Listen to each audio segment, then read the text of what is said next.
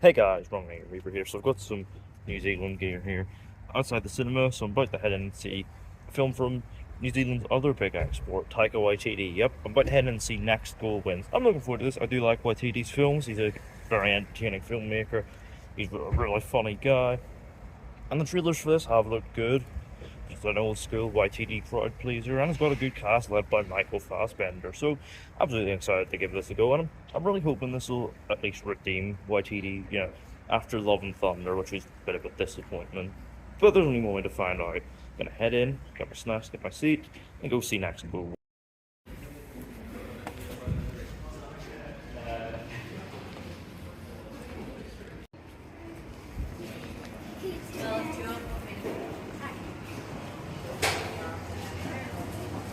So yeah, I've got my popcorn here and a blue frozen Fanta. I need to see if this will redeem Waititi.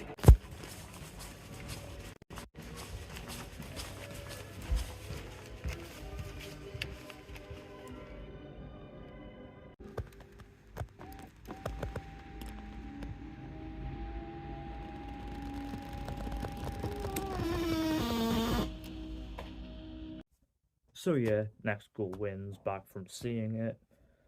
Now look, I really like Taika Waititi as a filmmaker. He has this real knack for delivering this perfect balance of comedy and tragedy, as seen in movies like Boy, Hunt for the Wilder People, and Jojo Rabbit. Obviously, got to address the God of Thunder in the room, because Thor: Love and Thunder was a bit of an uncharacteristic misfire for Waititi. I assume this is down to the success of Ragnarok and Jojo Rabbit, as well as the complete creative freedom he had on the project, kind of going to his head a bit. But still, I was really looking forward to seeing Next Goal Wins, because this definitely seemed like the kind of like old school, sincere, feel good crowd pleaser that Waititi has in the past reliably done so well. But is this the return to form that his career needs? Let's find out.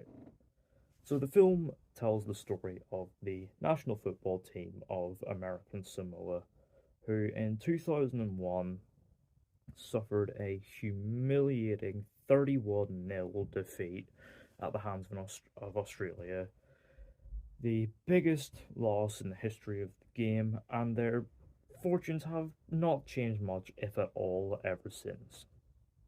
Enter Thomas Rongen, a Dutchman who has just been fired from his third coaching job, who reluctantly agrees to head over to American Samoa and coach the team in the hopes of finally turning their fortunes around for the better, with one simple goal for them to achieve: to score just one goal.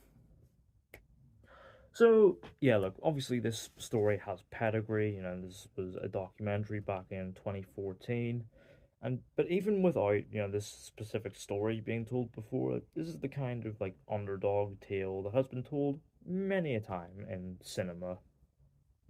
So I was certainly curious as to what Taika Waititi would bring to the proceedings.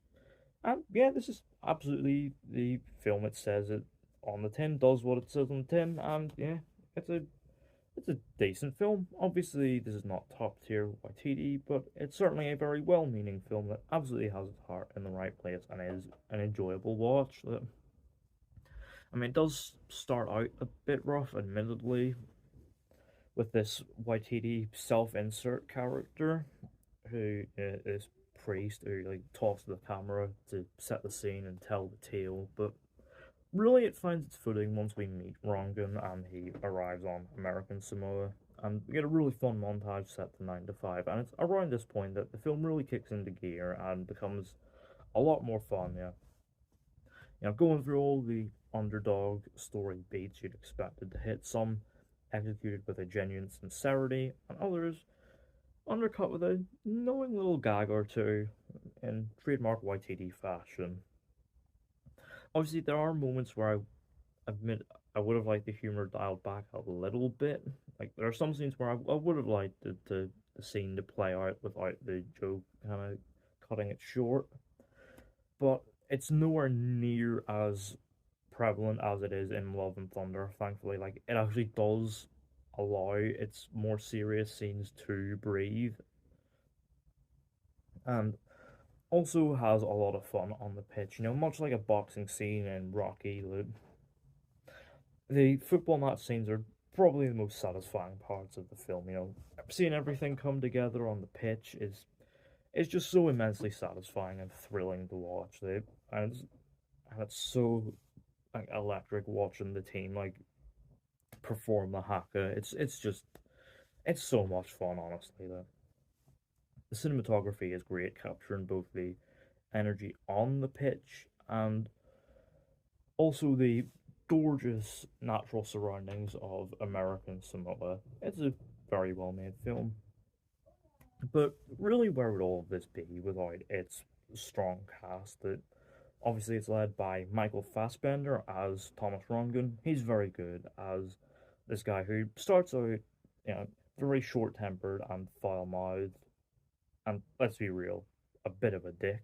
But over the course of the film, he begins to thaw out and really warms to the team and becomes this really charming and endearing character, particularly in one really strong emotional scene late on where he finally opens up to the team about a tragedy in his past and he sells it note perfectly. It's a great performance from Fassbender.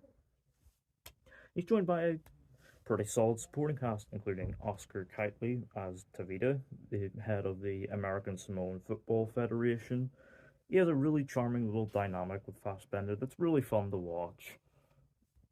You've also got some bigger names in the cast here, including Elizabeth Moss as Rongan's ex-wife Gail, who is the one that sends him over to American Samoan to sort his shit out. And they have some good scenes together. Also fun is Will Arnett as Rongan's boss, Alex, who has a flair for tragic dog analogies. You've also got Rhys Darby very much playing the Murray Hewitt type character, and yeah, he's a lot of fun. And you've also got, in a small voice role, Caitlin Dever as Rongan's daughter, Nicole, which the nature of which I will not spoil. That you kind of have to see it for yourself. It works really well. But I'd say the highlight of the film is a thread involving Jaya, a transgender non-binary player. In fact, I believe the first openly such player of the sport, by Kaimana, and this is a really lovely thread, wherein she really begins to bond with Rongan, after getting off on the wrong foot, misgendering, dead naming, Rongan is a dick, bear in mind, so, but, as Rongan, learns about the Fafafina, the Polynesian for third gender, the two really begin to bond, and it all builds to a wonderful scene with the two of them in a bathroom that hits really hard. And sort of wrapping it all together are some really good messages, some positive messages in here that are very well placed. That the particular one is that it's better to lose together than it is to lose alone. And this is a very strong through line that the film runs with, especially in regards to Rongan as a character and the journey that he goes on. It's a good natured little positive message that should absolutely, by the end of the film, leave people with a smile on their face. And yeah, that's exactly what this film did for me. It is a feel good, upbeat film that absolutely left me with a smile on my face coming out in the cinema. And obviously, it's not perfect. It's definitely not Waititi's finest work or anything, but it's certainly an entertaining little feel good underdog sports tale that does what it sets out to do, does it very well. It's a very fun film. And yeah, overall, Next School wins. I was gonna give this a 6.5 out of 10, but actually, when it comes down to it, I ended up enjoying myself actually a lot more than I thought I was going to. I'm gonna give it a 7 out of 10. Yeah, this is a very enjoyable film. In all honesty, I had a good time watching it, especially with the final act. The final act really surprised me, and it's where it really comes into its own, and is the proper crowd pleaser it so clearly wants to be. But I'd definitely say give it a go if it's on your local cinema. That definitely worth your time. It's a fun little crowd pleasing film, and yeah, it's one that did absolutely entertain me. Let me know down in the comments. Have you seen the film? What do you think of it? Do you think this is a return to form for Waititi after Love and Thunder? And what do you think of the true story that it's based on? Do you like the documentary and find the story interesting? Let me know all that down in the comments. Don't forget the thumbs up button if you enjoyed. Don't forget the subscribe button if you're new. And don't forget to turn on post notifications so you don't miss an upload.